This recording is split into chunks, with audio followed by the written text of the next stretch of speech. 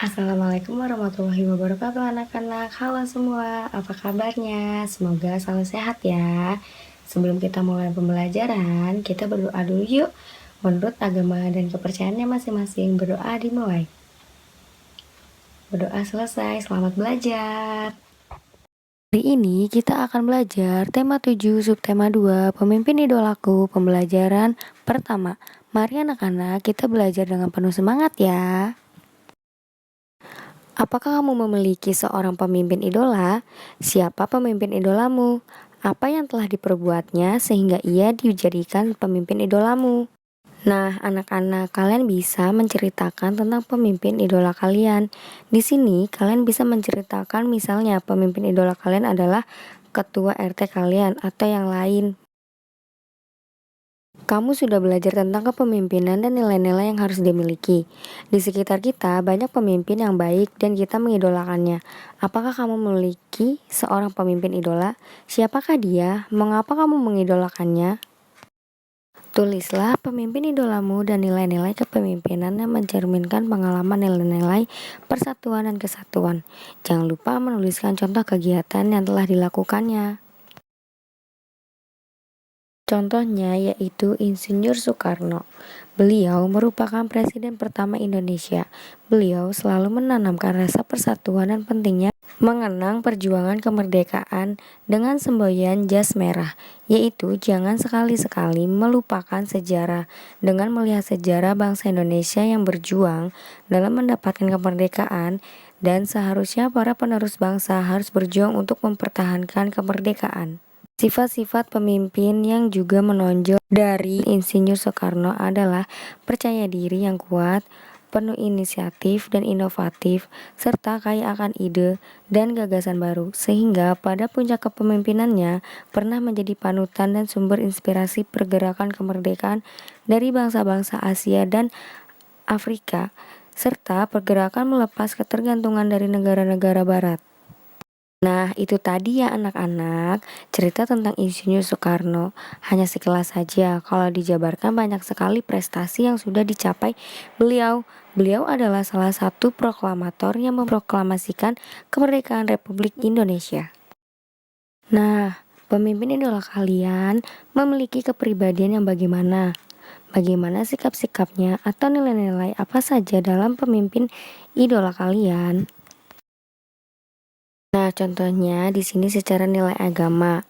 Mungkin pemimpin kalian ada yang selalu bersyukur, rajin beribadah, selalu berdoa. Itu secara keagamaan. Mungkin secara nilai kepribadiannya, apakah dia itu bertanggung jawab, optimis, tegas, peduli terhadap rakyatnya. Iyalah, Insinyur Soekarno tadi sudah memiliki nilai keagamaan dan nilai kepribadian juga. Lalu nilai sosialnya bagaimana? Beliau itu supel, menghargai dan suka menolong. Nah, anak-anak, kita mengidolakan seorang pemimpin karena kita tahu mereka bekerja untuk kepentingan rakyatnya. Ayo belajar dari salah satu pemimpin yang patut kita teladani melalui bacaan berikut. Nah, di sini ada teks yang berjudul Pamanku Lurah Idola. Ini cerita tentang pamanku. Badi namanya. Ia seorang lurah di desanya. Warga biasa memanggilnya dengan sebutan Pak Lurah, tetapi aku tahu mereka mengenal dekat, hormat, serta sayang kepada beliau. Walau menjabat sebagai lurah, pamanku hidup sederhana. Gaji dan fasilitas yang diperolehnya tidak digunakan untuk kepentingan pribadinya. Rumahnya tetap mungil, sederhana, hanya berlantai semen. Ah, untuk apa rumah mewah, berlantai keramik? Yang penting bersih dan nyaman saja. Lantai semen justru terasa lebih dingin kan, ujarnya ketika aku mengomentari rumahnya. Ternyata, dari cerita Bibi aku tahu, paman menyisihkan gajinya justru untuk meningkatkan kesejahteraan warganya. Dibangunnya balai belajar sederhana untuk tempat warga belajar membaca. Paman ingin warganya maju, ia ingin warganya melek informasi. Membaca merupakan salah satu cara untuk membuka pintu informasi. Bergantian dengan Bibi di sore hari, paman mengajar membaca di balai belajar. Ia sabar dan penuh canda, sehingga warga tak sungkan belajar dengannya.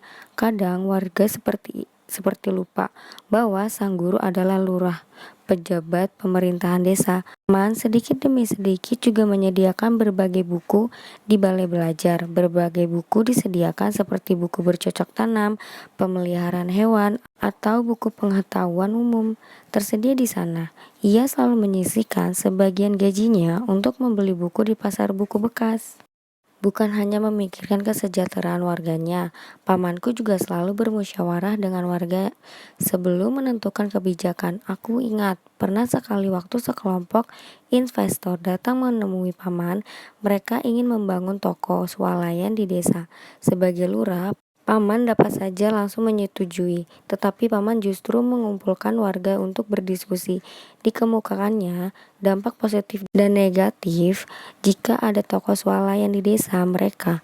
Sebagian besar warga tidak setuju karena khawatir akan mengalahkan usaha kecil warga. Warung dan pasar tradisional akan tersaingi. Tanpa ragu, paman pun menolak rencana pembangunan toko swalayan tersebut. Aku yakin banyak warga yang ingin dipimpin oleh lurah seperti Pak Badi, pamanku, seorang pemimpin yang memilih untuk tidak menjulang tinggi di tengah kesederhanaan warganya, seorang pemimpin yang memilih untuk berjuang maju bersama warganya. Itulah tadi kisah dari pamanku lurah idola anak-anak. Perhatikan nilai-nilai yang dimiliki oleh tokoh pemimpin pada teks bacaan di atas. Yang pertama, sanggup dan rela berkorban untuk kepentingan bangsa dan negara apabila diperlukan. Yang kedua, mengembangkan rasa cinta kepada tanah air dan bangsa. Yang ketiga, mengembangkan rasa kebanggaan berkebangsaan dan bertanah air Indonesia. Yang keempat, mengembangkan persatuan Indonesia atas dasar Bhinneka Tunggal Ika. Yang kelima, memajukan persatuan dan kesatuan bangsa. Itu tadi ya nilai-nilai dari sila ketiga Pancasila Persatuan Indonesia. Apakah kamu telah menerapkan nilai-nilai persatuan? Tulislah contoh penerapan nilai persatuan saat kamu berada di sekolah.